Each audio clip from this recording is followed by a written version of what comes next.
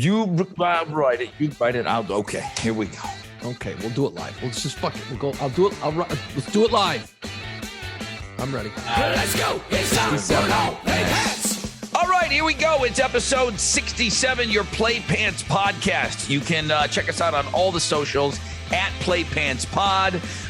This is wherever you listen to your podcast. We're there, but we also have the YouTube channel element, so you can kind of see how goofy we look. We've got the video synced up and everything with the pod. All right, today, episode 67. He's Jason Ginty. I'm Rod Ryan.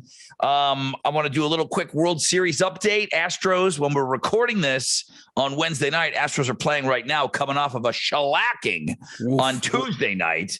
But the Astros are in Philly right now. There's some interesting things that are going on right now. Maybe a quick Halloween update. Jason Ginty talked to a major rock star, and we've got, at this time, just a couple of days left of daylight saving time. So we will be falling back. We will be, I guess some people are happy about getting an extra hour of sleep. I don't know. But it will get darker earlier than it already is getting darker. So that's going to lend itself into our top 5 today. Songs about time. And I'll give you a lot of leeway on this too. So, I mean, like most things on this show, it's pretty loose as a goose. So I don't know what direction you're heading in. Time did not have to be in the title of your song, but as long as the song somewhat had something to do with time, I think it'll be pretty acceptable. This is kind of wide open too, man. As I was going through my research, the 4 minutes of research I do, man, there's a lot of good songs. There's a lot of good songs, and I think you might be surprised on a couple of mine. I think our list will be very different. I really think this is one that we're going to be very different on. I don't know why I say that. I will agree with you on that. I think our list will be extremely different. And that's good. There's going to be some stuff that's kind of all over the place. Halloween, dude, 800 kids plus came to my house. Dude, were they busting them in from like Austin? It was wild, bro. They would come in waves of 20 and 25. Parents trick or treat with their kids. I'm non-confrontational. If you want a fucking piece of candy, I don't care. Over 800 pieces of candy given out at my house. Well over 800. Thank God I had my sister in town. She was kind of helping me. It was wild, dude. Absolutely crazy. That's an onslaught of nonstop. Like I might have did 70 kids, but I would love doing what you're doing because I am the guy built for that. Like I've got the music, the sound effects. I would go ape shit and spend literally every dime I made for an entire year on just setting my shit up. But I don't have that amount of kids. But what I have found that I like is that the parents are cruising by. This is the one time of the year I can really talk to my neighbors because nobody in our street really hangs out on their front yard. You know what I mean? Like everyone's got like backyards and shit nowadays, and people are working different hours. So you don't really have that hang time. This is I was talking to so many people, learn so much shit about so many different things, man, about my neighborhood. I'm like, I should stand out here and hand out candy more often. But then I realized that's creepy as fuck outside of that one day of the year. So yeah, that would be super creepy. Happen. Yeah. There was, people wanted to kind of talk. There was no time. I mean, dude, so think about this. 800 kids. That's really from 6:30 till 9. Yeah. So that's in a 2.5 hour window that those kids, and that's probably 8:45 till 9. So it's about 2 hours. Think about how many kids are coming through your house. 800 kids in a little over 2 hours time. That's a good job. It was crazy. But I got the bubble machine working. Yeah, I got the smoke machine working. I got the lights. I got the music on, the whole deal. I got the candy shoot, which I'll tell you what, that's never going away.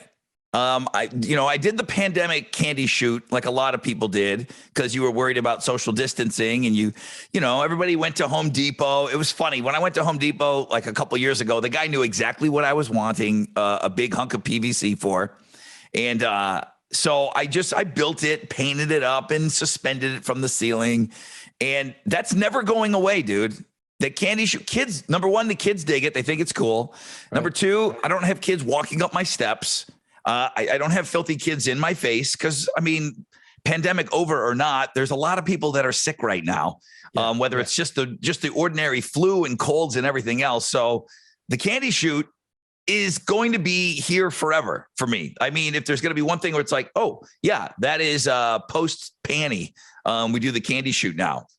I think it's a great idea. I like it. See, my driveway's really long. I stand at the end of the driveway. I stand there. I hand out the candy all night. So I don't have the shoots or anything, but it's just weird, man. Like I notice like my neighborhood is pretty, like I said, 70 kids, man. That's mellow compared to your shit.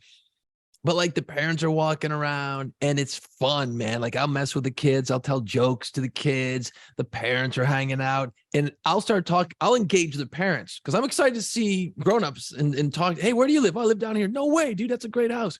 And you start talking shit. So then the kids are sitting there and the kids get the same look in their eye after about 30 seconds. They're looking at me going, all right, motherfucker, shut your mouth. I'm on the clock. There's candy to get. I don't want to hear a bunch of adult talk. You could see every one of them, daggers in their eyes looking at me from 2 years old to like 12 years old. They're like, shut the fuck up, parents. It's my turn. We are ripping up and down this street and getting candy right now. It's hysterical. Most of my kids were, I would say 95% were dressed up. And if you come to my house and you're wearing a hoodie, I don't care. Again, non-confrontational. I don't care. But there wasn't overly big kids. There was a ton of little kids, which is always really, really fun. Yeah, that's awesome. But yeah, I would say 95% of the kids that came to the house were wearing costumes, and some of them really went all out. Then you've got like those super duper, those YouTube families that, everyone's dressed up and they're, here they come. They're the whole family is like the cast of Scooby-Doo and everyone's got a character. There were a bunch of those. There was Beetlejuice with the parents and the kid, and it was awesome. I mean, that's cool. They just went all out. Dads are pulling wagons, little kids and beers in the wagon. All the parents, all the women are walking around with wine and just going from house to house.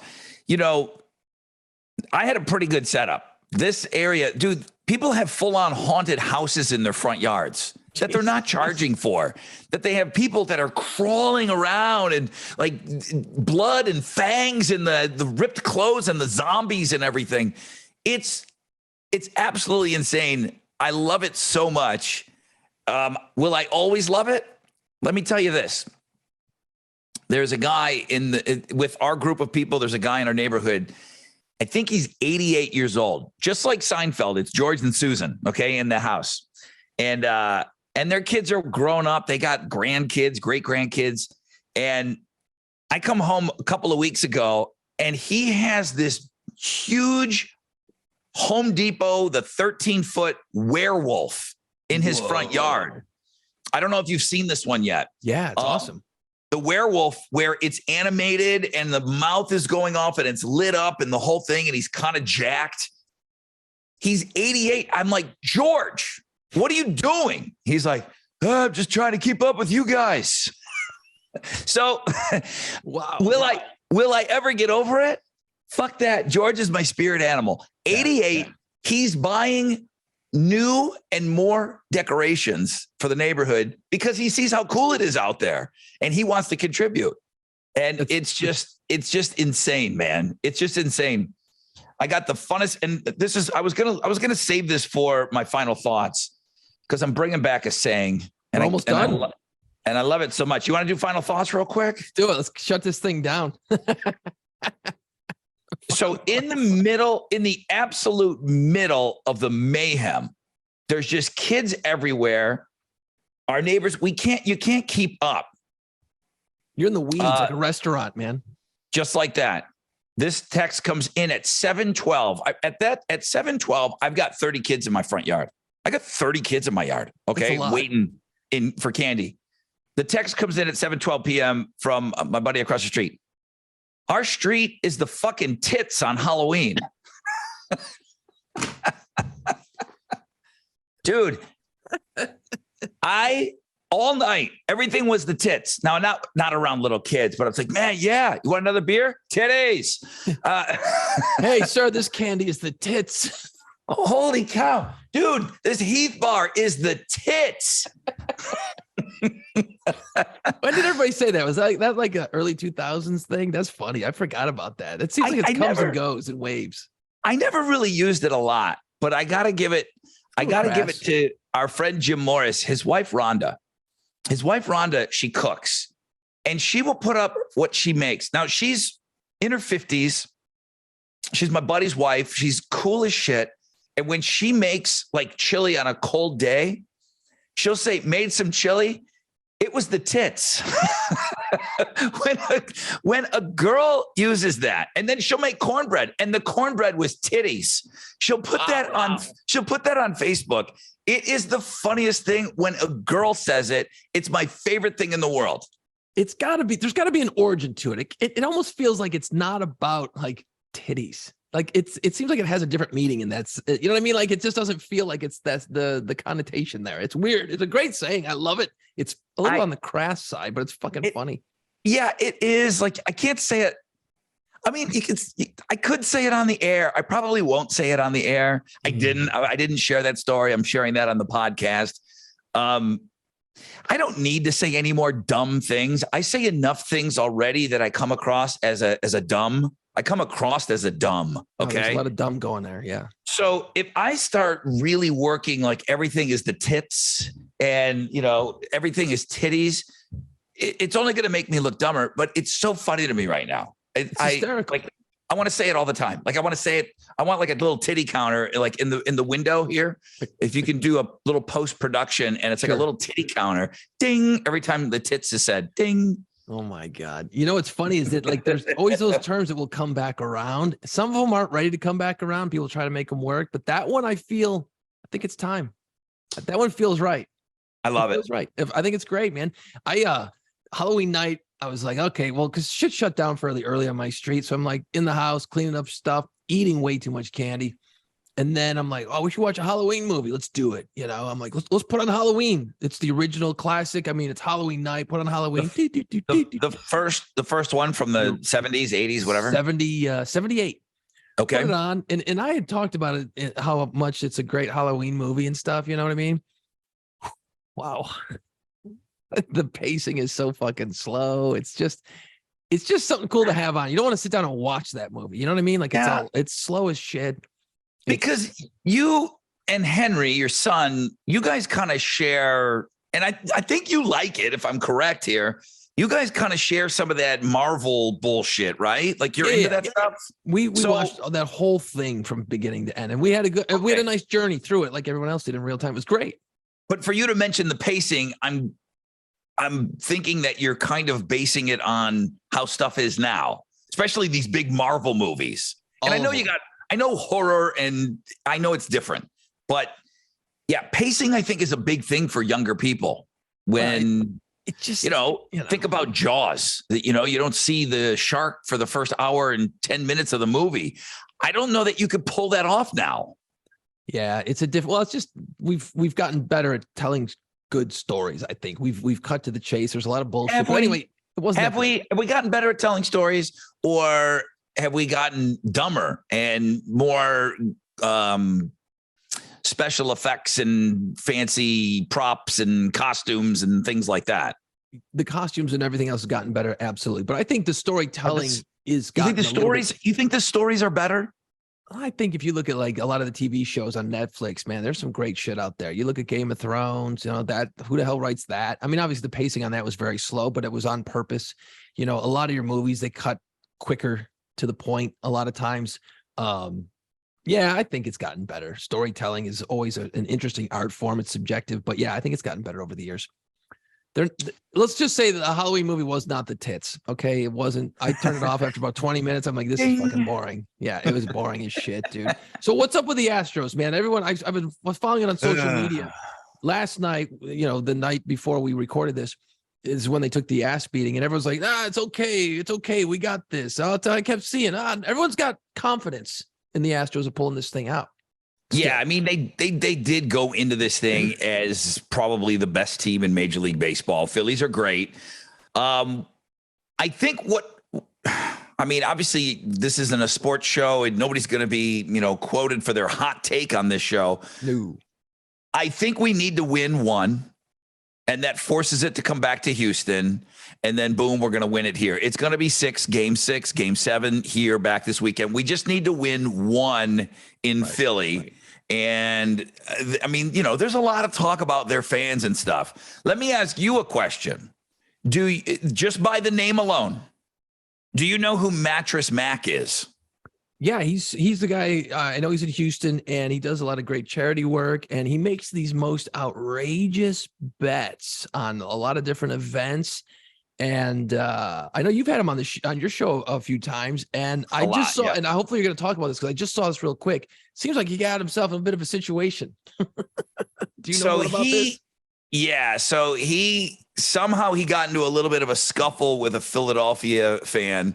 And, Philly fans are known for, I don't have to tell you anything that you don't already know about Philly fans. Yeah, they threw a snowball at Santa Claus, the whole deal. I don't know what happened so much beforehand. Well, now the story is coming out what happened beforehand. And, but the only footage that's out there is Mattress Mac. He's got his kind of muscle guy with him. He does have a few security guards around him. And he is F you, asshole, F you. I mean, Mac's an older guy, but he's super excitable. But you're right. If you don't know who Mattress Mac is, everybody in Houston knows who he is. But I would think that enough people now have heard him. Bleacher Report loves this guy. Barstool loves this guy. I mean, all the way up to El Presidente, they have him on.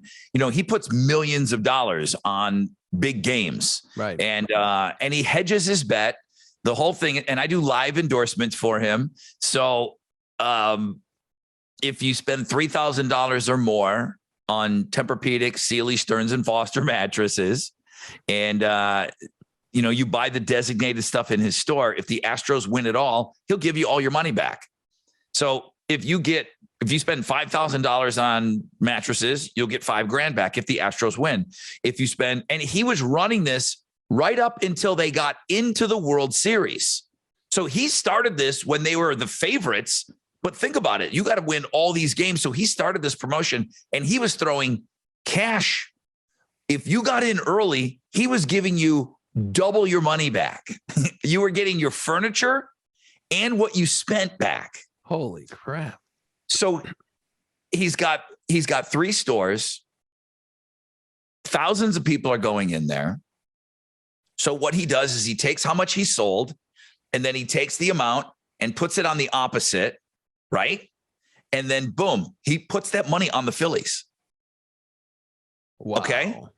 So that if the Astros win it all, he puts the money on the Astros. So if the Astros win it all, boom, you get your money back. But if the Phillies win, well, he's fucked. He's out the money, but he's only betting what he sold. Gotcha. Okay. So it's a wash. Yeah, that's wild. That's completely insane. What a brilliant idea, though. Jesus. And the only reason why he's allowed to do this, because he's allowed to say the Astros and do all of this. Number one, betting is kind of, restrictions have way loosened up, but then he is an official sponsor of the Astros. So he is allowed to say them. Just like when we talk about the Super Bowl, if you're not Doritos, Pepsi, or whoever else is spending the money, then everything else is a big game promotion, right? So he's allowed to mention the Astros. But yeah, so the clip started coming into me this morning, we were still on the air, of Mac getting into it with a fan. I think Bleacher Report is the one that really blew it up, and that's a big national site. 9:30, I get the first clip, and I'm watching Mac. And listen, Mac's a very religious guy. He could run for mayor. He could run for governor. He could run for any office in the state of Texas. He would win. He is beloved by all. Nobody has seen this side of him before. And I can't go putting that clip up on our website.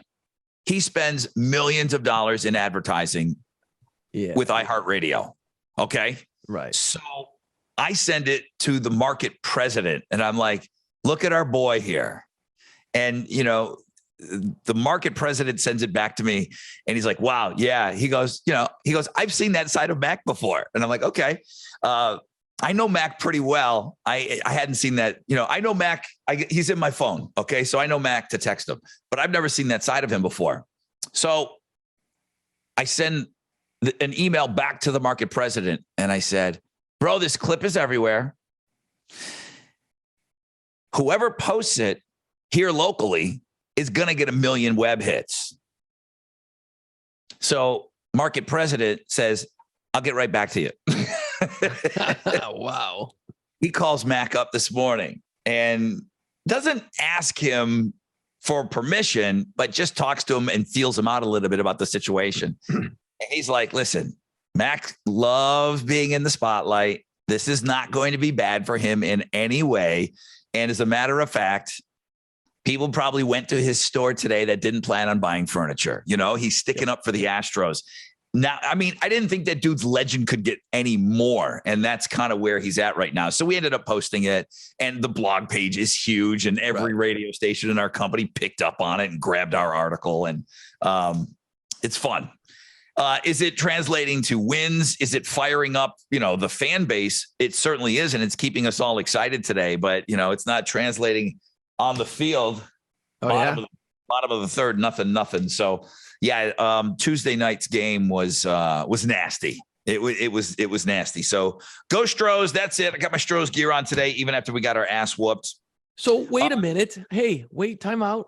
I'm just saying, maybe just going to throw this to the room here. Just thinking, because me and you, man, we start thinking about shit. We're like, wait a minute, what the hell? Good idea. This is where they all come from. We never come up with ideas off the air when we're supposed to. We always do it in real time and fuck it up. Hey, Mattress Mac, if you're watching this podcast, what would look great on this podcast? Your logo. Well, so he spends a ton of money, and he does pay for the Rod Ryan Show podcast. So I don't know. Wow, that's awesome. If I can get him to float us a couple of extra bucks for this podcast, yeah, maybe. I'm sure he'd be down for it. Just saying, man, you know what? I could use a new mattress too. I'd go to fucking Texas, buy a mattress, man. Yeah, he really is. He really is an interesting guy. No doubt about that, man. He is fucking wild. So Rod, it's funny how like the last couple of episodes we've done, you've brought up a couple different things, and we've actually talked about some very cool stuff on the podcast. Yeah. A couple episodes ago, you brought up about yelling and how I never yell, right? I never yell, and I'm calm in every situation usually, and all this stuff. It's weird. I've known you forever, and I've never seen you yell. Yeah, I don't find the point, So 2 days later, I'm on the phone, and I'm not going to say who I'm talking to or anything like that. Let's just say it's somebody I work with, and asking to do something asinine and not smart. And I said no, because it was asinine and not smart. I didn't explain it that way, of course, to the guy. And then he blows up in my face. He's on the phone, and he's saying he's not saying smart things. Like, he was saying a lot of things that were absolutely fireable offenses about me, to me, all these things. You're kidding. Yeah. And I'm like, wow. And I'm like getting fired up now. I'm like, this mother. And I'm like, no. We don't yell. I don't yell. So as he's going, he's getting pissed, and he's yelling in the phone, right? And I go, God, and I said his name, and I said, I want to yell, and again and again. And I just kept saying his name. I said, dude, you might want to dial it back just a little bit right now, because you're saying a lot of things that if it wasn't me, you'd have some problems. There'd be a lot of forms being filled out very quickly, and then you'd be in a line somewhere. I said, dude, that's not me. I said, I understand you're passionate. I understand you're saying some things that you're going to want to take back, and you're going to wish you didn't say. And then I moved on from there, but I didn't yell. That was the point. So anyway, did you come close at all? Did you think about it?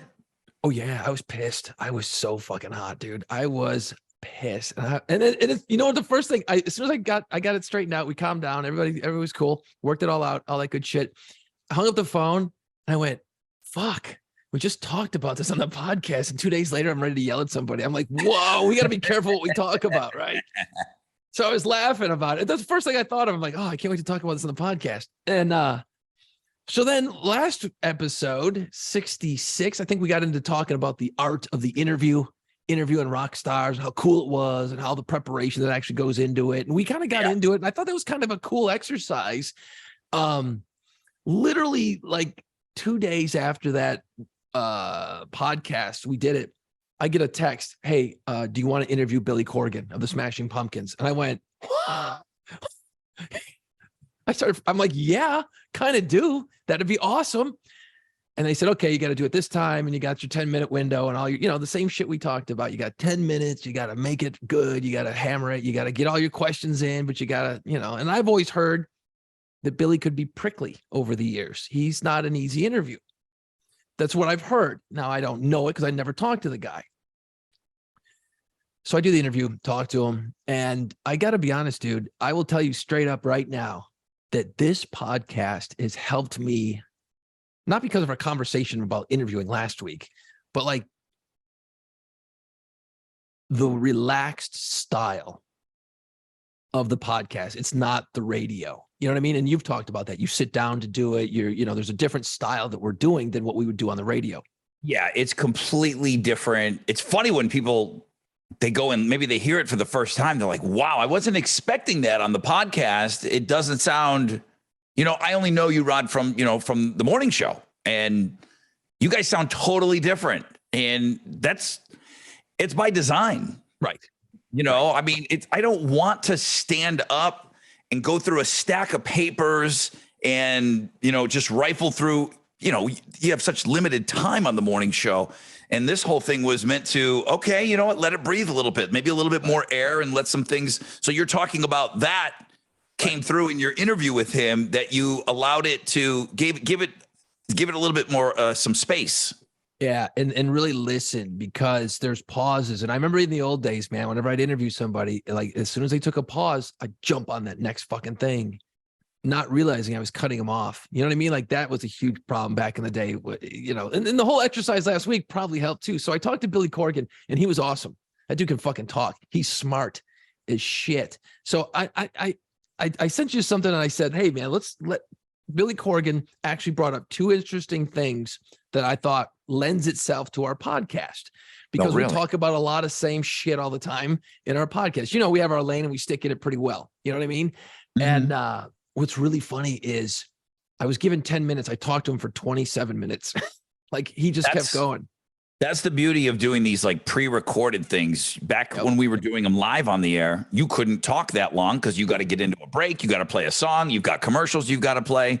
When you're pre-recording, same thing happened with Chad from the Chili Peppers. I was the last one. So ding. I'm supposed to talk to him for 15 minutes. I'm like, okay, well, I'm the last one. Unless he's really got an appointment or somewhere he's got to go, I'll try to milk this for as long as I can. If it's going well, chances are that they don't mind kind of talking to you. If it's a good conversation, you're not looking at the clock. You're just not. You know what I mean? You, as long as you're the last guy, you're not fucking up everybody else in line. So he was awesome. Billy was actually very cool. He's very well spoken. He's a very smart guy. We talked about all kinds of crazy shit. And so let me play this clip. Okay. So I asked him, and I was actually, I was thinking about the radio station, obviously, but you can only use little fucking 20-second bites if you're going to use anything on the air anymore. Right. So I was like, well, what can I get out of them for the podcast? Way to go. I'm like, well, why not? Why not? We have this access. Maybe we should put it on here. And maybe Mattress Mac is a huge Smashing Pumpkins fan. So this could be an opportunity. So we've talked a lot throughout the last couple of years about the Rock and Roll Hall of Fame, how it pisses you off. And we've gone back and forth. Does this person belong in it? Does this band belong in it? I got to be honest. I don't know if we've ever brought up the Smashing Pumpkins. Yeah, for sure they have. Have we? For sure they. Yes, 100%. Okay, maybe we have. Anyway, so I was like, this is a weird question to ask a rock star. You know what I mean? Like, do you want to be in the Rock and Roll Hall of Fame? How come you're not in it? Like, that's literally how I kind of like, after a few questions give and take, I kind of danced the dance and I just threw it at him. I said, dude, what the fuck? Why aren't you in the Rock and Roll Hall of Fame? Do you want to be in the Rock and Roll Hall of Fame? That's the way I posed it to him. Right. So here's his answer. I'll play it for you. Hopefully we can hear this fucking thing. Fancy. It's a weird thing, because if you go strictly on numbers and influence, well, it should have happened, right? Right. But then you get into this weird space of like, you find yourself wondering why something hasn't happened. And then you start asking yourself, do you really care? You know what I mean? It's more like being insulted because you weren't invited to a party, but you never really want to get invited to the party in the first place, right? So I think we're at a point now where we feel like it's more of a political situation. It would be nice Yeah, but it's not why we started the band. It's got nothing to do with what we're doing right now. If you asked me to choose, would you rather be in the Rock and Roll Hall of Fame or sell a bunch of tickets and still be relevant? I'll take the latter, because that's why I got in. I wanted to make music and I wanted to be in a great band. In a weird kind of way, I guess what I'm trying to say is when you don't get into Rock and Roll of Fame, you kind of go, yeah, that's exactly what should happen. We are the band that wouldn't get in because somebody's mad at something I said, 27 years ago or something. It has nothing to do with the fact that the band was and is one of the biggest bands of our generation. It's not even arguable. I think eventually it'll happen, and hopefully when the day comes, I'll try to be graceful. They put me behind a mic. So that's Billy Corgan talking about if he wants to, or his thoughts on being not in the Rock and Roll Hall of Fame yet. So I thought it was kind of interesting. I wanted to see what you had, because I didn't really say much after. I said, well, Billy, I hope you make it someday. That's kind of where I went on and went with it. I moved on, but I thought there's a lot of fat there that we could chew on for a second. Yeah, it's interesting because there's a little bit of, number one, you have no control. So then, Billy did what Billy did. He speculated, okay, well, here's maybe why, but what he knows more about is why he should, which I thought he covered those. He's talking about album sales. One of the things they talk about with the Rock and Roll Hall of Fame all the time is, influential. How influential was the band? And the Smashing Pumpkins, man, they're ground floor. Yeah. I mean, depending on where you start the building, they're post Jane's Addiction, but they're pre-Nirvana. So, I mean, they're around, they are around. I got to go look up Gish now. I think they're in the fabric of the whole scene, because there was the grunge that led the charge, but the Smashing Pumpkins were always right there in the early days. They were always right there through the early and mid 90s. I mean, you look at Melancholy in 95, that thing was a monster. Tonight, 1979. The World is a Vampire Song, all that shit. It was interesting because I was like, why aren't the Smashing Pumpkins in yet? Because they've been eligible since probably 91 or 92, I would assume. Wasn't it 25 years? Is the you have your first album had to be 25 years? Yeah. Gish is 91. Yeah, they've been eligible for a long time. Their name hasn't even come up. They've never been nominated. I think if they were nominated, they'd go in. Yeah, I don't know if they've been nominated. I don't think so. So yeah, so I guess Nirvana with Bleach is before Gish, but yeah, they're there. They're there on that same tier of Nirvana. And I know that Cure, and I know what kind of bands came before that. When Nirvana kicked in the door and the Smashing Pumpkins were right there as they were the biggest non-Seattle band. Oh yeah. In that movement, right? Yeah, for many years. Of that time frame. And Melancholy and the Infinite Sadness is a huge, massive it's got to be a 10 million album. It's got to be 10 million. Yeah. So he's got points in saying we hit this. He's talking about the boxes that they've checked. I don't know what he's referencing. If he knows in the back of his head specifically what he said in the past, Billy Corgan has said some things. That was what I heard was a kindler, gentler, very cool sounding Billy Corgan. I've seen interviews with him before, and I have interviewed him before, and he has been difficult in the past. I don't think that should keep you out of the Rock and Roll Hall of Fame, though. I mean, just because you didn't sign some kid that's now on the board for the Rock and Roll Hall of Fame, and Billy Corgan didn't sign his cassette back in the day, that shouldn't keep you out of the Hall of Fame, right? Right. Pumpkin should be in. Pumpkin should be in. I don't know how that stuff works. I really don't. It's frustrating, and I know that if I talk about it. If you're watching the YouTube channel, there's this little vein above my right eye that when Jason says the Rock and Roll Hall of Fame, it starts to come out. And then the longer we talk about it, it sticks out more. And then it starts going up Frankenstein-like. And this vein sticks out of my head because it numbs my mind a little bit. I don't know why I get upset. I don't know why I get upset. Why would I care? Why would I care?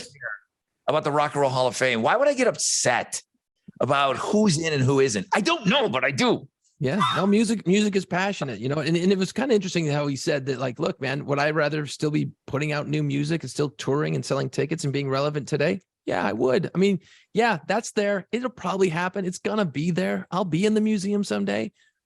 But right now, man, I'm doing my thing. And he is. And you know what? You say he was kinder and gentler. And we actually talked about that for a minute. I said, hey, listen, I said, you know, back in the day, you know, all us zany alternative DJs were all trying to like outdo each other. And we've always had all this bullshit going on in the studios. And we all were trying to get those gotcha moments on the air, you know, and bands got hip to it. And they're like, fuck, I don't want to go talk to these assholes. Cause it was every city you had to talk to another goofball with a fucking, you know, bleach blonde hair, you know, or whatever the situation was.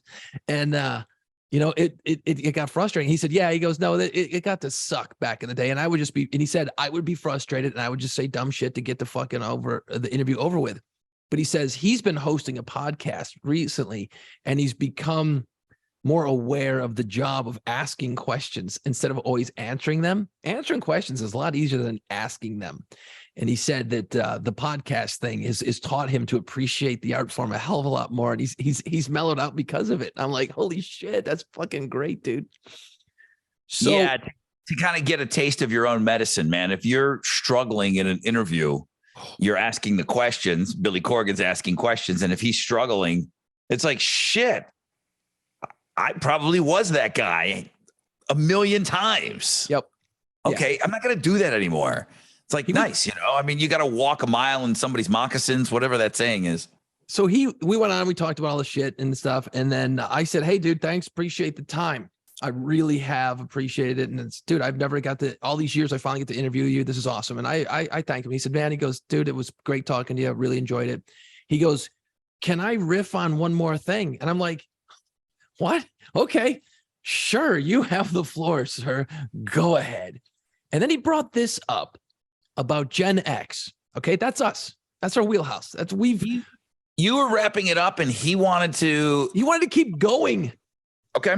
I love it. And I'm like, fucking sure, dude, keep going. So I'm just going to play this clip. It's about Gen X. Okay. And he had some points. So we'll definitely tear into this because this was kind of cool, man. Gen X is a very interesting story, right? We started off really strong and then we've had a weird middle. And obviously a lot of the great artists of our generation have passed away way too young under, in many cases, really tragic circumstances. What I think is happening now is I think you're going to see the third act Gen X. And I of course, I think we're part of that, but I think Gen X is about to have a very interesting third act here. Kind of in a very sneaky way, I think Gen X is going to rise back up. Those values and those things that were important to Gen X are going to sort of rear their head. Maybe it'll take a younger generation pushing some of the Gen X voices back up, as in a way that the way the 60s artists kind of came back in the 90s, like Neil Young, stuff like that, where they became relevant again because their message still meant something to a generation like Gen X. Watch Gen X here in the next 5-7 years. I think you're going to see some interesting things come out of Gen X because basically it's been a sleepwalking generation since the 90s. I thought that was interesting. He just wanted to talk about Gen X. We had talked about Gen X, and I said how the pumpkins were kind of the fabric of Gen X. They're woven into the fabric of Gen X, and he just wanted to riff on it. I'm like, fuck, dude, go for it. So I thought that was interesting that Gen X is going to have like a third act. That at least he thinks so. I think you're seeing some of this. Tessa has mentioned this a couple times on the air, and I haven't jumped on it just because I'm disinterested. But she's talked about 90s fashion. Now you're like, well, where are you going with this, Rod? That grunge look. I don't know fashion, and I'm very disinterested in talking about anything fashion. But she takes a lot of cues from her sister, who's now 20, and she looks at what they do, and and that's a pretty good person to kind of get your cues from on what they're doing, and that look. It starts with the look, and then you start going, well, who wore these flannel shirts? Well, what is this? What is this Pearl Jam? What is this Alice in Chains? It could happen. There are, as I predicted several years ago, there are some classic alternative radio stations popping up in the United States of America. What do I mean by that? That is their starting point of their catalog of what they're playing on the air. Their, XM satellite radio has a channel Lithium, and that's kind of like, it's the Gen X, alternative grunge channel. And there are a couple of stations popping up right now with that as their format. And I don't know what they're calling it, but it's like classic alternative. And Billy Corgan might be reading the room. He might be reading the tea leaves correctly on that. I think yes. Because my radio station in New Orleans is doing another 90s weekend this weekend because that music is pretty hot right now. So, will it last forever? No, it'll go away. It's a fad right now. But I think, yes, that music has kind of come back to the forefront again. Everything is cyclical. But I think what I got out of that was that what he's saying is like, we're not done doing shit. Gen X came out hot. All the music, all the movies from, we've talked a lot about all that shit on this podcast over the last year and a half. But he feels like there's going to be more from us. We're going to wake up again now that we're all in our, late 40s, early 50s. Billy Corgan's like 55. Anthony Kiedis just turned 60, although I don't know if that's X or not. But anyway, that there's going to be a second or third act. And I brought up to him, I said, well, Billy, a lot of those things are kind of happening. I said that, my parents, they both basically had one job for their lives. Back in the day, the boomers, they got a job, they worked that factory, they retired, they went to the beach or whatever. That's kind of the deal. Gen X has never been about that. How many jobs do most people in Gen X have? We've all had a bunch of different jobs. I see a lot of people trying new things when they get older. And I'm just going to throw a couple of guys with a couple of examples. I tried something new and started a tour business. You got in the bar business. You know what I mean? Like those are second acts. Okay. They're not all going to be home runs. Let's agree. You know what I mean? We're not all going to, kick ass. I'm not exactly a millionaire off of mine. It's working, but it's not like, I'm not picking out the fucking carpet in my new private airplane. So I think a lot of people are out there trying new things and they're saying, hey man, I did this for 15, 20 years. I don't want to do that the next 30 years. I want to try something new. A lot of career changing and stuff. I think Gen X has got a lot more juice in the tank. And I think he's right. I think a lot of us kind of did sleepwalk for a while, as a generation. The one thing that kind of helped before when he talked about Neil Young and a bunch of those acts coming back, the Gen X artists, that Seattle movement, when alternative was the number one music in the country, it was the most popular music. They helped that earlier generation. Pearl Jam brought Neil Young on stage, very specific to Neil Young right now. Right. They brought Neil Young on and they probably introduced him and they said, you know what, this is guy that's like kind of the king of grunge, man. Like we owe all kinds of stuff. It helped that there was a rock movement that called back to a previous rock movement. There really isn't anyone right now that's going to bring on, the guitar player from Stone Temple Pilots. I don't know if that's going to be the way. Let me just tell you an interesting story that happened just this week. And it was a listener and his kid is a aspiring guitar player. He's 9 or 10 years old. He sent me a picture and his kid dressed up as Kurt Cobain. And he's got the green sweater on and his 9-year-old kid dressed up as Kurt Cobain from MTV Unplugged. Jeez. You know what got him there? Something in the Way from Batman. Yep. So what I think is maybe a possibility is we've talked a little bit on this show about artists selling their catalogs. If you don't know, I mean, the granddaddy of them all, Bruce Springsteen, sold his catalog for $500 million. There is an agency out there that bought it. What does that mean? That means they own those songs now and they don't have to go through Bruce. And if they want to throw that in a Nike commercial, if they want to use Born in the USA for some kind of an ad, they can, because it's their song now. And I don't think Bruce has, $500 million. Those are your songs now. It doesn't mean Bruce can't still play them live. Sure. He wrote them. But as far as the licensing of those songs, Nirvana, well, I should say this, Courtney Love cut a deal years ago where she sold a portion of the catalog of Nirvana. And that's when Nirvana music started showing up in advertising. That's how that song got into Batman. There is a corporation that probably owns that song now. And Courtney Love became very, very rich because of it. And Frances Bean, of course, got money. Right. It's the finding of those songs in that way. I think the selling of the catalogs, there's going to be something that comes of this. I think it's going to be the way that kids find music. It's going to be, I don't think that it's a random story that this 9-year-old kid dressed up as Kurt Cobain for this Halloween. I know it's a very isolated one-off story, but there's more kids that found Nirvana because of the Batman than we know. I am all about these songs being used everywhere. And I said the same thing on the air when I talked about the kid on the radio show. I'm all about these songs being used everywhere. Beastie Boys really got to go take a look at that contract, because I know one of them's dead, and they signed something to say that we're never going to use our music for advertising. It was an old way of thinking. It was selling out. Yeah, it was selling out.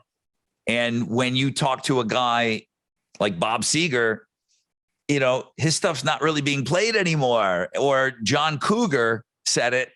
He's like, yeah, if I kind of want to hear my stuff out there, I got to go to a truck company, and they want my song. Yeah, you can have it, I'm going to make money and I get to hear my song on the commercial. Yeah. Yeah. So I think these catalogs are going to there's going to be a resurgence. By the way, Huey Lewis and the News just sold their catalog. I think I saw this morning for 20 or 25 million. So that gives you, that gives you an idea.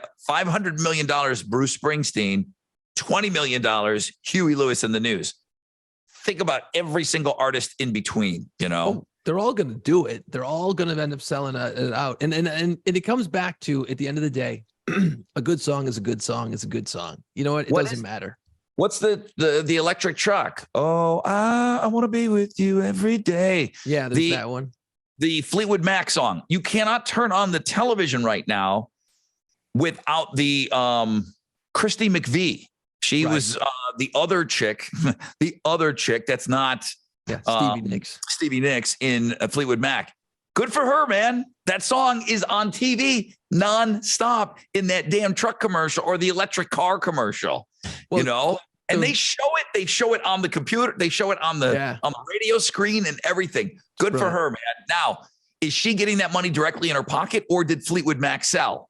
I don't have the answer, but either way, they made bank on that. Fleetwood Mac, if I had to guess, this is like kind of a fun game to play. We should play this game. Would they sell their catalog for? If Bruce is 5 and he's got the top,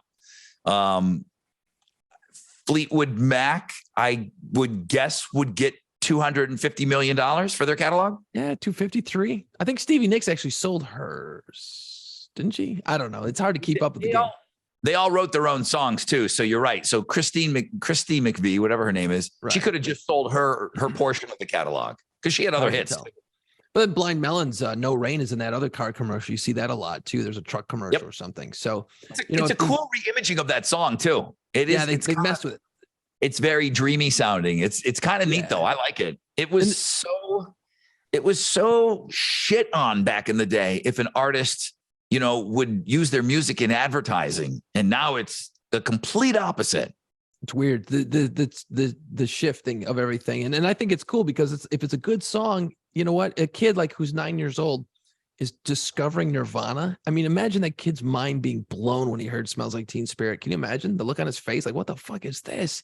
My kid, when I play certain things for him, he's like, holy crap, this is amazing. I'm like, yeah, it's from 1971. He's like, what? So it's like, if it's a good song, it doesn't matter. Back in the day, when we were coming up, it's like, if you were a metal guy, you were just listening to metal most of the time, and you heard a pop song, you're like, pussies. You know what I mean? Like you just didn't cross the tribes. Now, fuck, man, you listen to whatever the hell you want. Really, nobody's going to give you too much shit. You know, it's a different world now.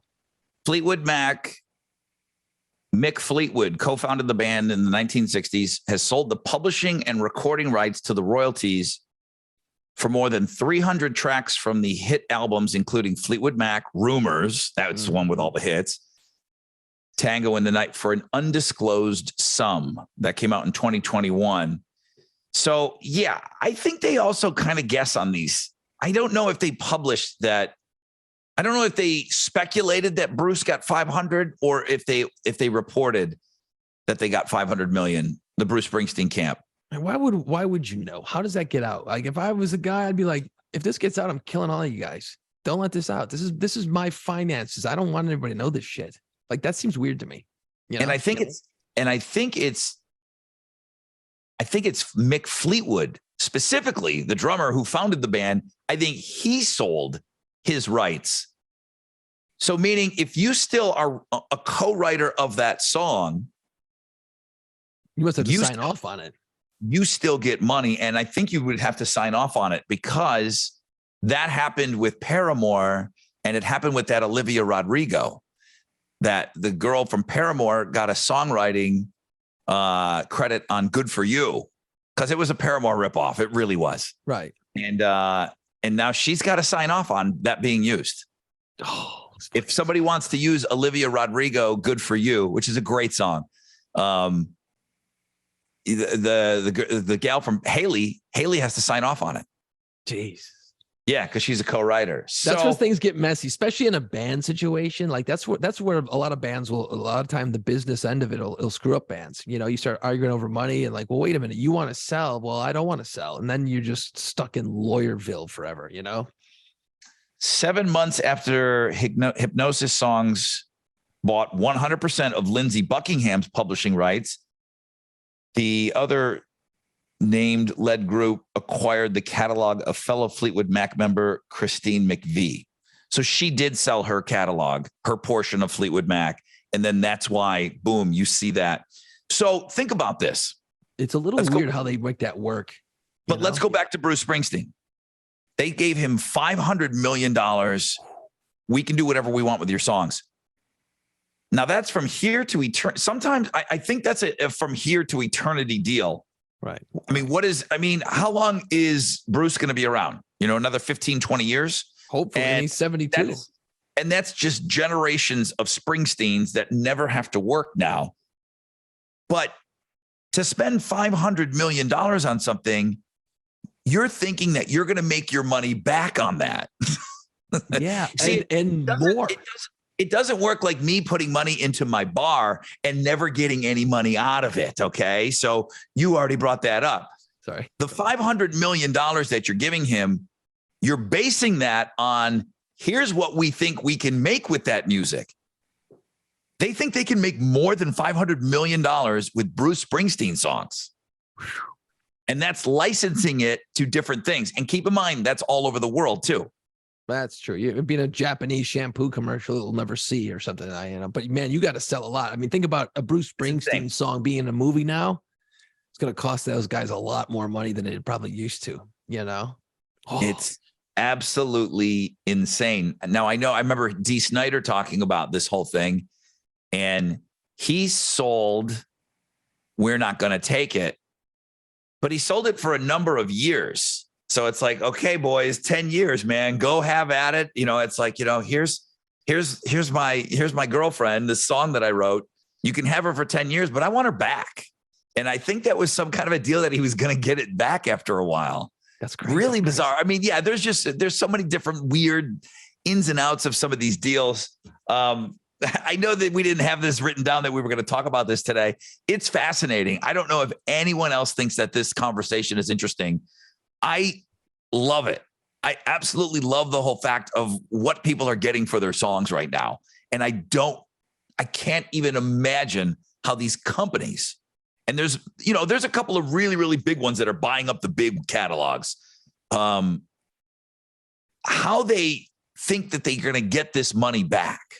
Man, it's amazing. They must have it figured out. There's an algorithm or some sort of thing that they've got to figure out. Like, okay, if we spend 500 million, then the next 20 years we can make 800 million, and that's a huge profit.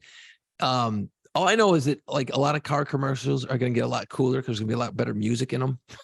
You know what I mean? Movies are going to have a lot of more great music in them. I don't know how the deals work on their end. I would love to hear how these businesses hope to make that money back, because you do have to, do you get paid? Like say you use a Springsteen song, like, cause when you're watching an NFL football game, they'll come back, they'll go to commercial break and you'll hear popular songs being played, and you're going to pay those artists for that shit, I would assume.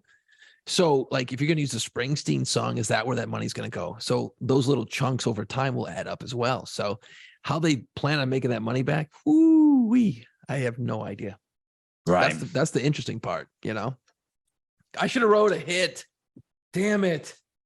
Yeah, right. Should have stayed in your band. If you just wrote one damn hit song. Yeah, you gotta really make it a huge hit for it to get the traction and actually make enough money to make it worth your while. Rod, we're falling back this weekend. We are going backwards in time for 1 hour. What is it? Saturday night, Sunday morning, like 2 a.m. or some shit. So you get an extra hour of sleep this weekend, dude. That's pretty cool. But then it's dark at like 3:30 in the afternoon. And I hate darkness at 5 o'clock. That's gotta be worse for you because you're up early. And then so when you wake up, it's dark. When you go to bed, it's dark. Right? It's just too much darkness. It's too much darkness. Now, the one thing that we never talk on this show is politics, but I don't know if Congress said, okay, let's do away with this. And now we got to go and take it to the House or something. It is on the floor somewhere, right, to get rid of this. Now, don't let anybody tell you, oh no, it's already a done deal. Next year is the last one. That is not true. That I can tell you is not true. It hasn't passed in everywhere that it needs to pass. I do think it will go away. Just like I do think that in our lifetime, trick-or-treating will be on the last Saturday of October. I really think that's going to happen. I didn't really follow up. Cincinnati was going to do something, and I get it. It's just Cincinnati. But they were going to vote on that on Tuesday. Really? So I don't know where that went, but they were going to try to unify it because they were kind of all over the place. I don't think my daughter grows up in a world that we change the clocks. I think it does go away. I hope so. I really hope so. Because I just hate the darkness at 5 o'clock. And it's like, what the hell? Days already get shorter. Okay. In the winter, it gets darker earlier without the help of us making it worse with the clock change.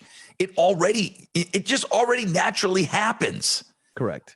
The big argument for this is that it's lighter in the morning. If you're dealing with little kids and going to school, there are safety issues, and there are people that just do nothing but crunch these kinds of numbers. And apparently that's what's kept it on the books is, okay, it's lighter earlier and kids are in school right now. Okay. Fair enough, I guess. I don't want to eat dinner in the dark at 4:30. So, okay, kids, be a little bit more careful in the morning. Let's give them all miners helmets. And they can put the lights on their foreheads. All right, we'll see them. They'll be able to see. All good. We got that problem fixed. Next, what's next, Rod? So you came up with a good idea, man. I like this. Our top 5 favorite songs about time. Yes. Yes. Cool. Just time, clocks, ticking. I don't care. However you want to try to. We always use that phrase, the connective tissue. Okay, we were very liberal on our Halloween lists, okay? Yeah, we were. Hell's Bells isn't really a Halloween song, but it mentions hell. Okay, you want to put that on your list? I'm okay with it. So again, we can do whatever we want here, but just show me that your song has something to do with time as we get ready to fall back. And by the way, daylight saving time. Oh, is that savings? No. And you will get people that have nothing else going on in their lives, and they would like to point that out to you. Yeah. Just like it's the name of the damn forest fire bear looker outer is Smokey Bear. Not Smokey the not- Bear. It's not Smokey the Bear. It's Smokey Bear. Well, Okay. see, that's just changes People they're sticklers for that sort of thing. So I'm just giving you a heads up. If you're moving forward on this podcast, it is, we got 4 days left. And by the way, nobody knows this. As of the recording of this, we have 4 days left of daylight saving time. We go back to standard time. So what I want to be permanent is the one that we changed. Real time is what we're going back to. Oh. Am I blowing your mind? I'm so confused right now. Like, why isn't the in Smokey the Bear?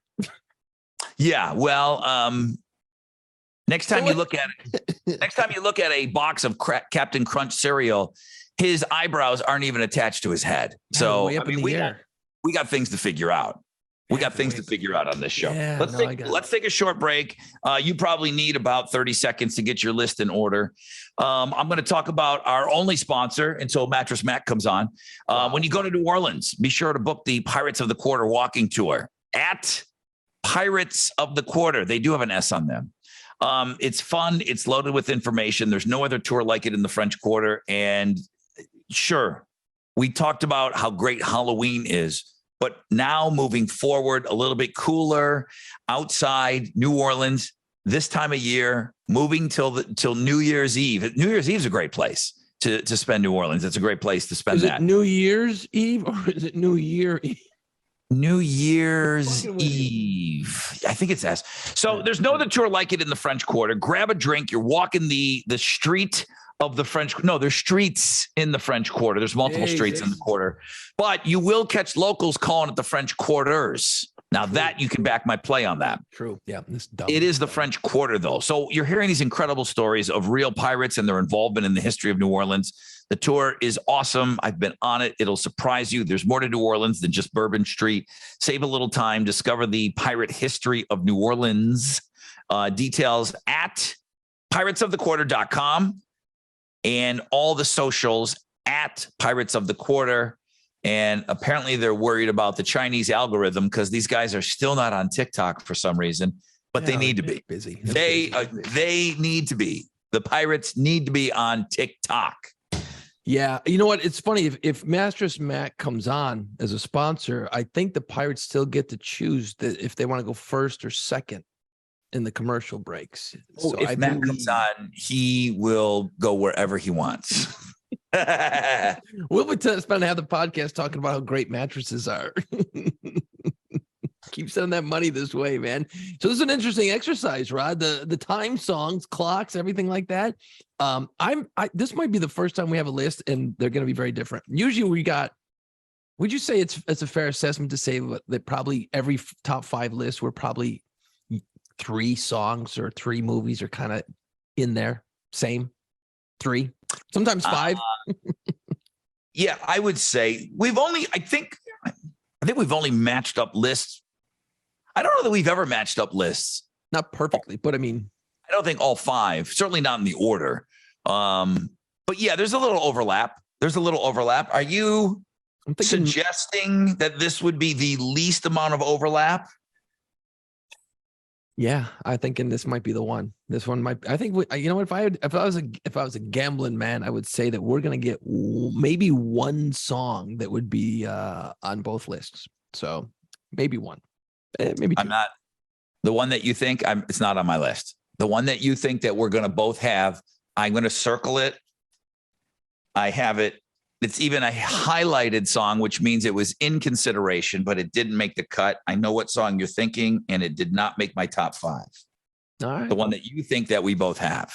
Why don't you go ahead and lay your list on me? You like it so much. Why don't you marry it? All right. Well, I'm gonna do a lot of things to it before I marry it. Got to test drive it first. You know what I mean? Number 5, going all the way back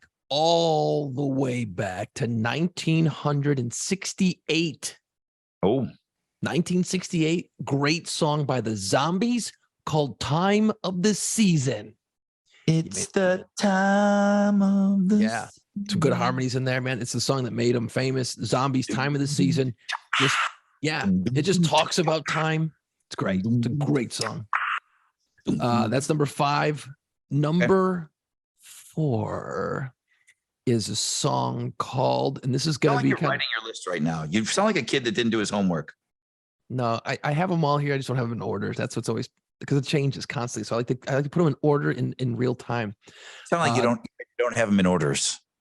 Number 4. Now, this band, I've been quoted as saying they're a little too drummy from time to time.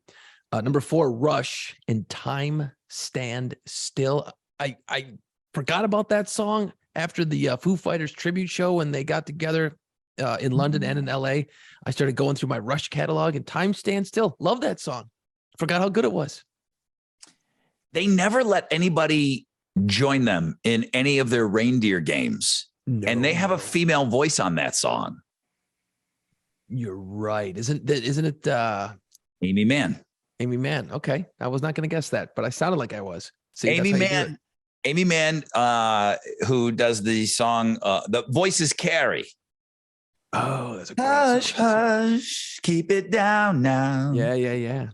So she's like on a list of like one of people that have collaborated with Rush. Dude, it's bizarre. They just didn't have people join them on things. They didn't like, hey, let's just bring in this guy. Why? He's not going to be as good as us. Like, the only thing they could do is bring on a female voice.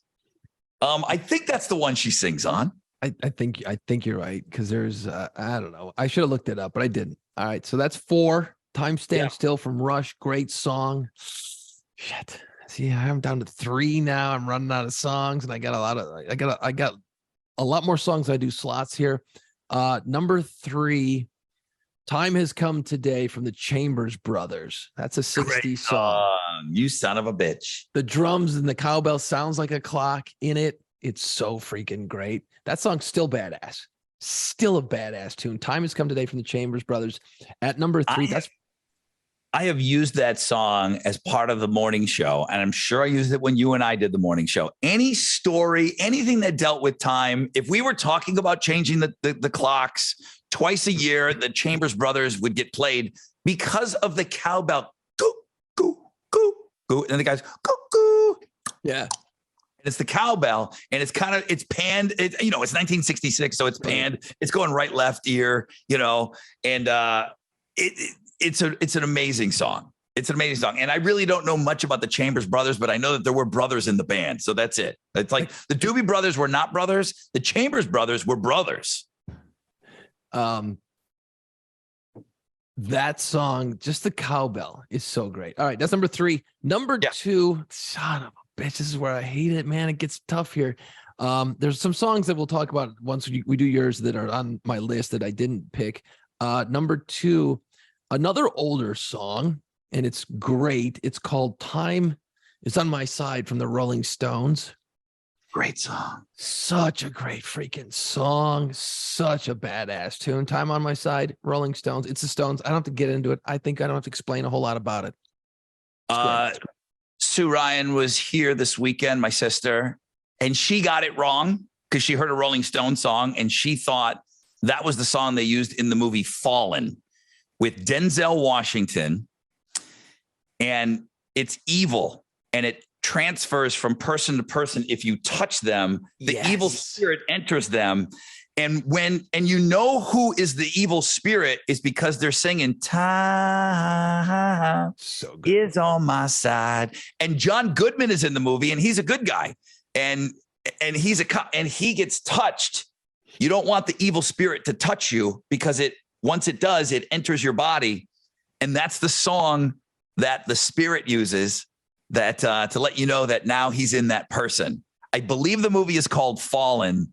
It is so unbelievably great. Yeah, it's a great movie that nobody really knows about. I'd forgotten that was the song they used in that movie. Rolling Stones at number 2. Yeah, it's Denzel. It's awesome. And then at number 1, and this one doesn't really talk about time, but is a stretch. It's a huge stretch, but it's called Times Like These from the Foo Fighters, number 1. I know. Nice. Doesn't talk about time. It's kind of it's just a great song. Plus the way that they did it at the Taylor tribute, it kind of reintroduced itself to me. Started listening to it again. I forgot how great of a song that is. So yeah, that was number 1. Could have went in another direction, but I didn't. I'm like, no. So I'm interested to hear your 5 to see what we doubled down on, if anything. And then I got a couple others I want to bring up afterwards. So the one that I put an asterisk next to, that I thought that I thought for sure you would have, and you thought that I would put on there, it is the Kinks cover by Van Halen, "Where Have All the Good Times Gone?" Very nice. No, I thought you would have that guaranteed on your top 5. didn't think about it. I got to be honest. Now that you say it, I probably should, because that's a great freaking song. Wow. Yeah. Didn't come up in my research. It is a Kinks cover, but yeah, Van Halen, "Where Have All the Good Times Gone?" It was very, very close.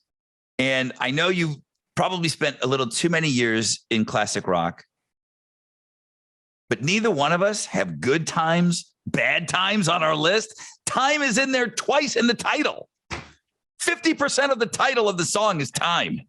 Yeah, see, I got to be honest, man. I burnt the shit out on the air, and I still love Led Zeppelin. I just don't need to hear them for another 5 or 7 years. You know what I mean? I just don't need to. And I love that song too, man. This, good times, bad times, by far is the most diverse list I've ever done on this podcast. It's taken me 67 podcasts to get a little diversity.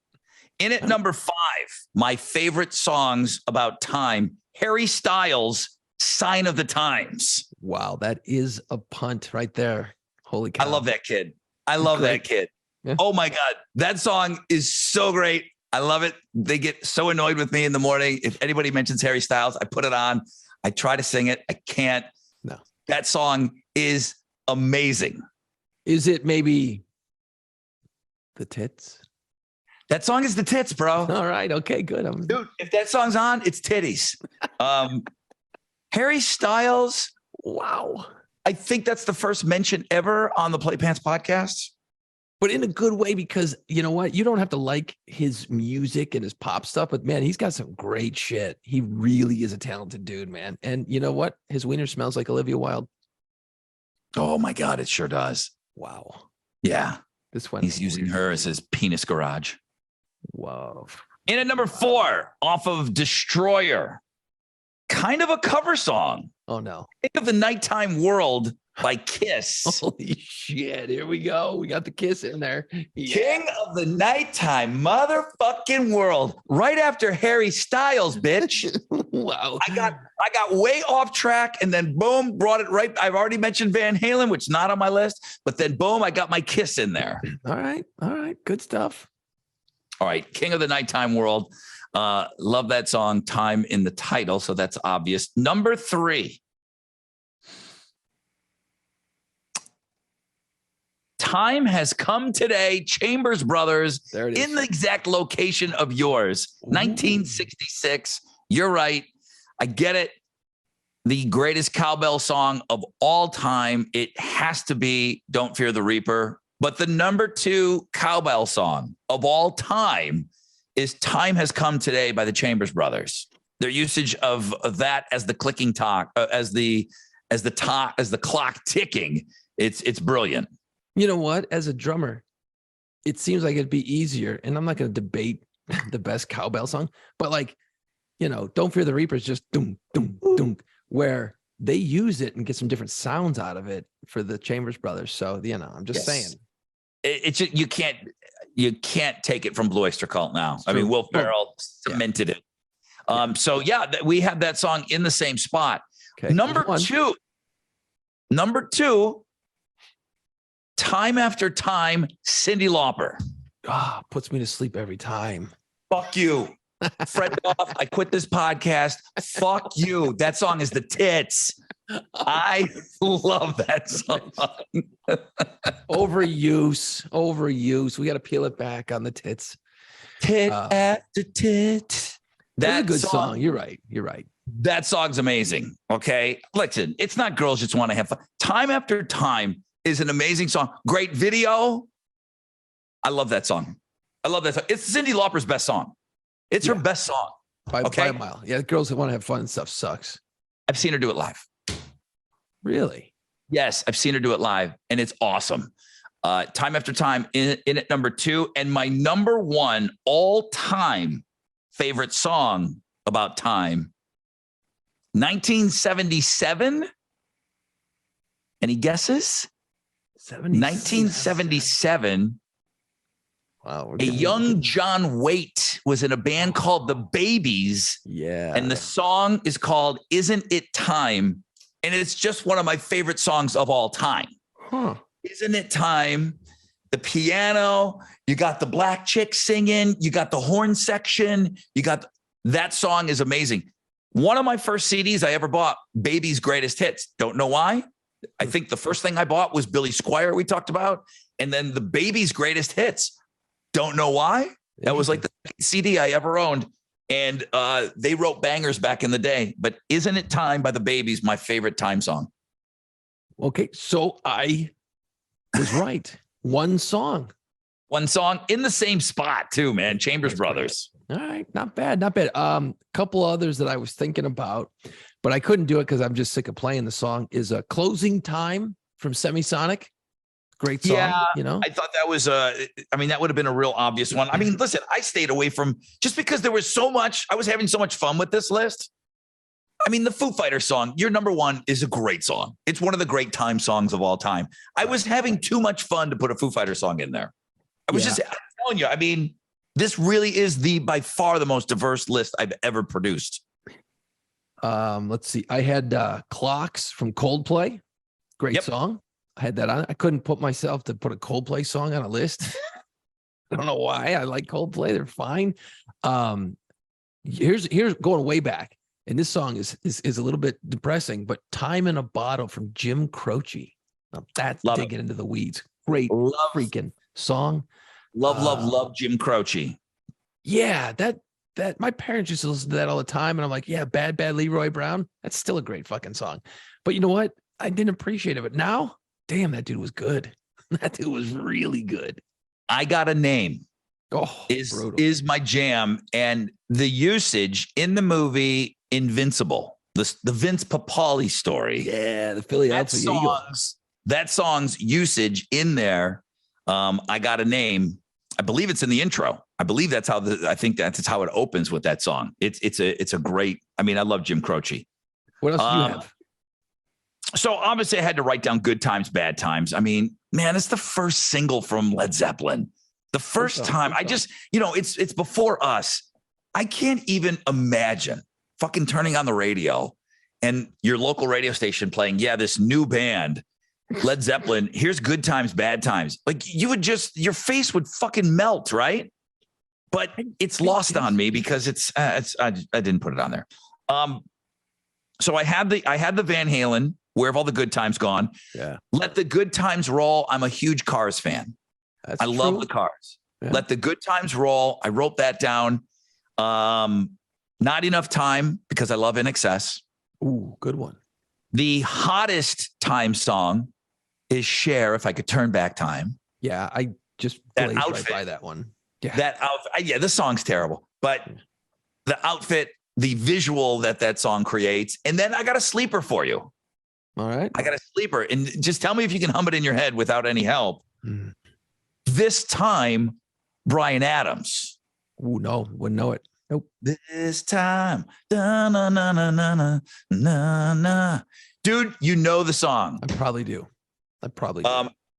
It's an awesome Bryan Adams song. It's an awesome Bryan Adams song. There you go. Look at that.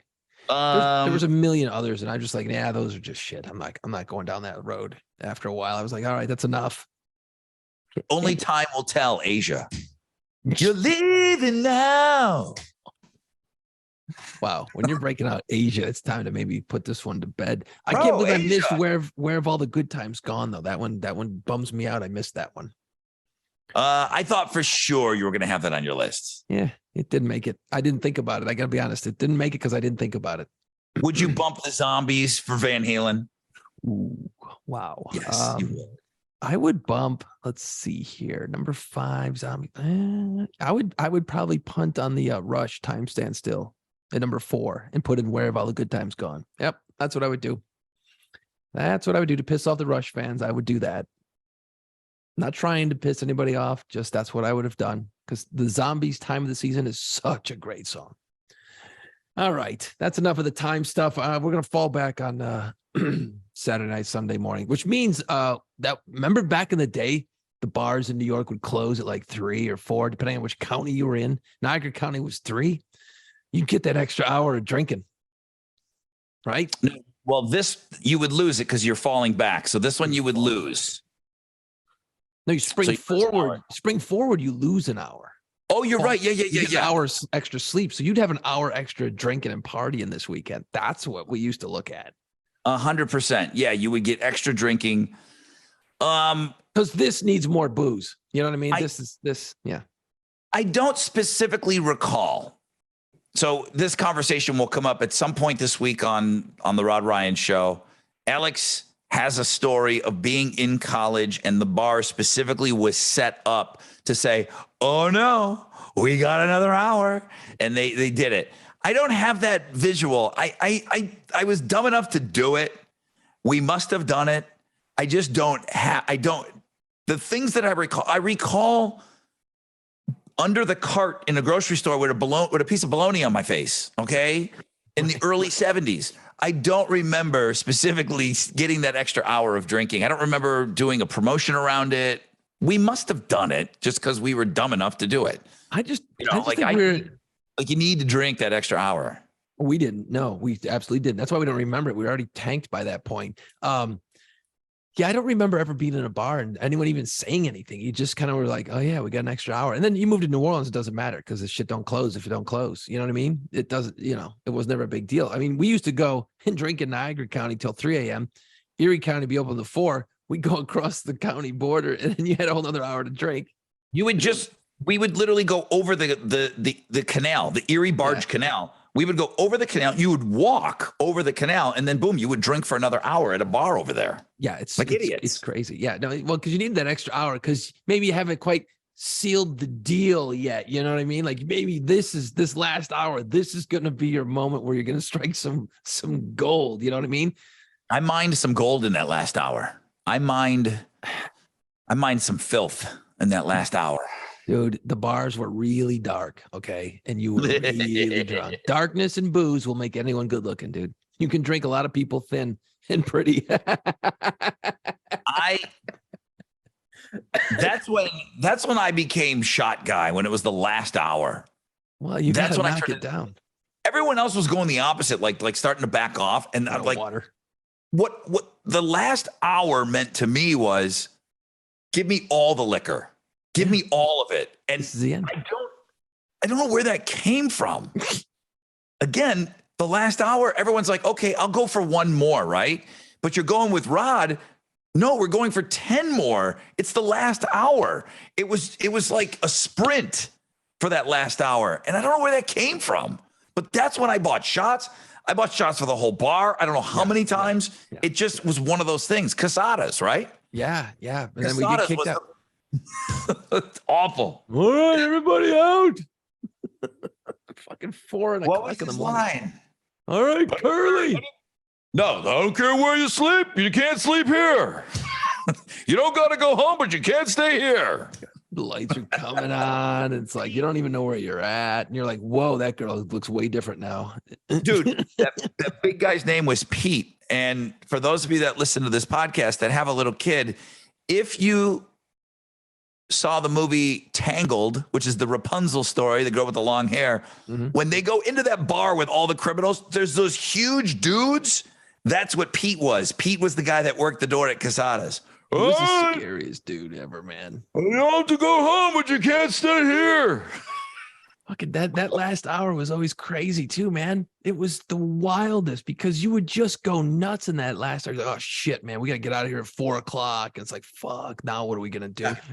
You go see bands, and the bands a lot of times would play, and then they'd be done at like 1 pound beers, and then you'd go down to like fucking Denny's, or we had like Friendlies, or one of those all-night diners where you just fucking go in there, you eat a bunch of flapjacks, and you destroy the place.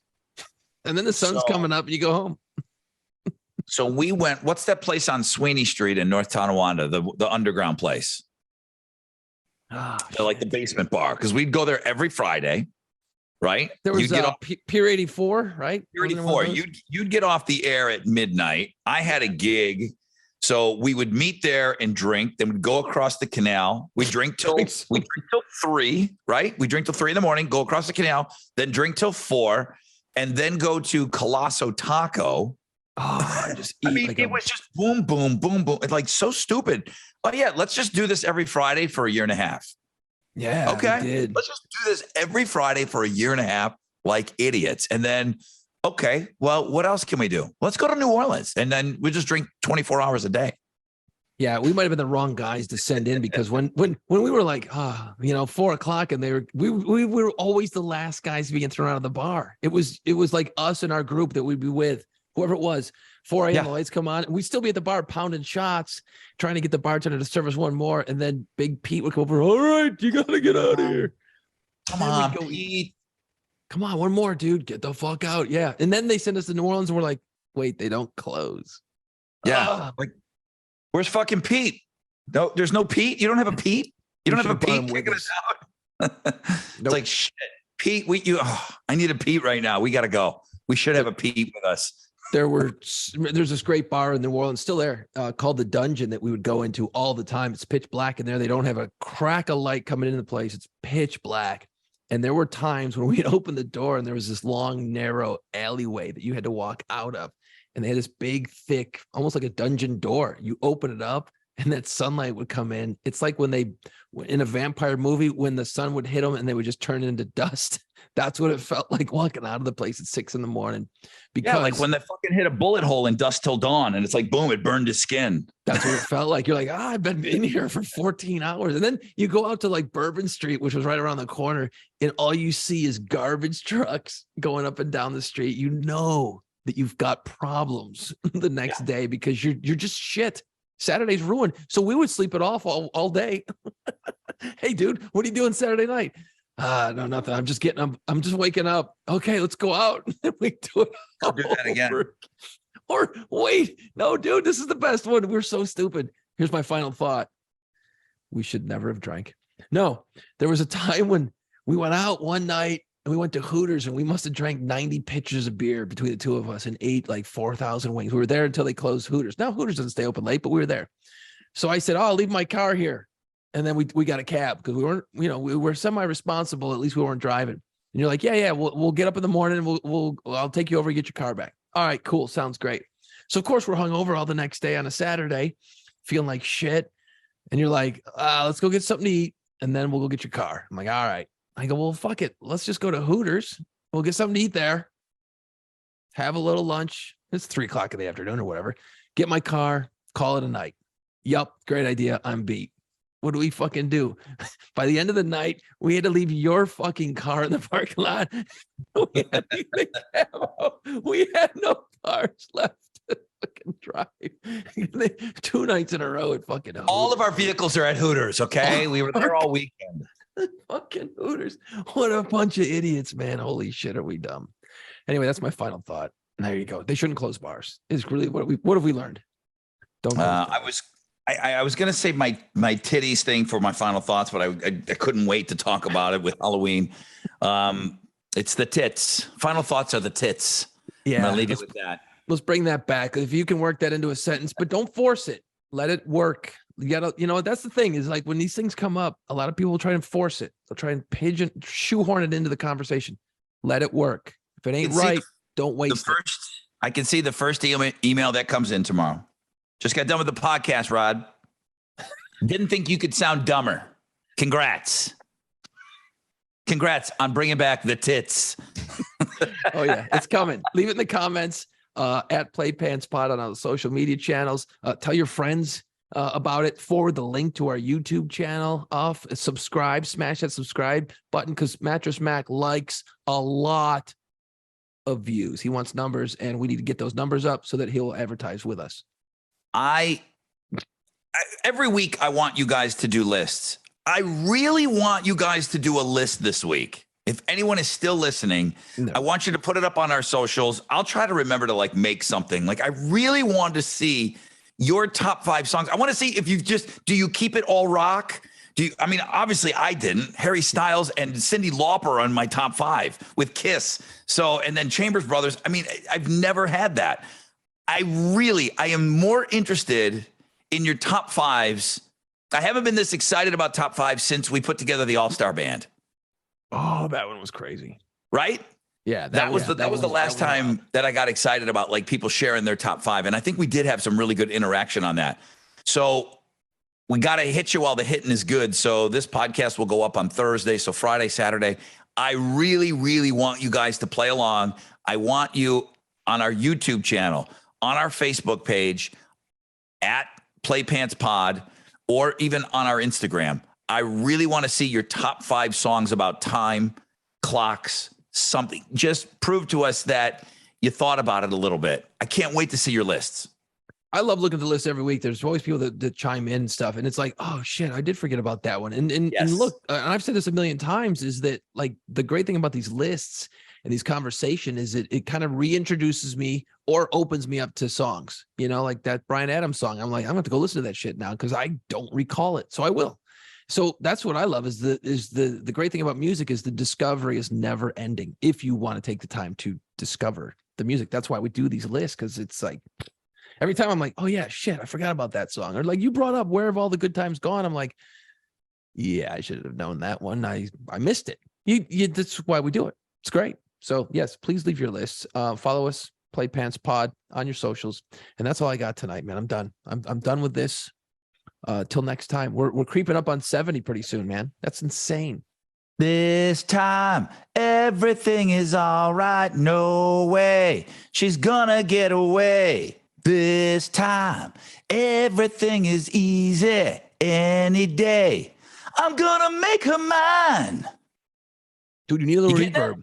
You need a little reverb on your thing. Like I've got, like if I was to sing, I would have. Hey, turn up your radio. Come on, I'm doing a really good Bryan Adams. He comes in, he's like, I think about her all the time. This time, everything is, you don't know? Nothing? I do remember now. Yeah. Come on. It's a good one. It's a bit of a sleeper Bryan Adams song. It's a deep cut. We like to call that a deep cut, not a hit. It was a hit. It was a hit. It was a single, and it wasn't a Canadian content hit. It was a hit in the United States of America, not just a Canadian hit. All right, that's it. That's enough. Delirious. Me too. I'm kind of losing my mind right now. That's enough. See you later. Thank you, guys. Send us your lists. Put them out there at Playpants Pod. Later. Let's go. It's time. Put on Playpants. Find us wherever you listen to podcasts. See us on our YouTube channel and follow our social media pages at Playpants Pod.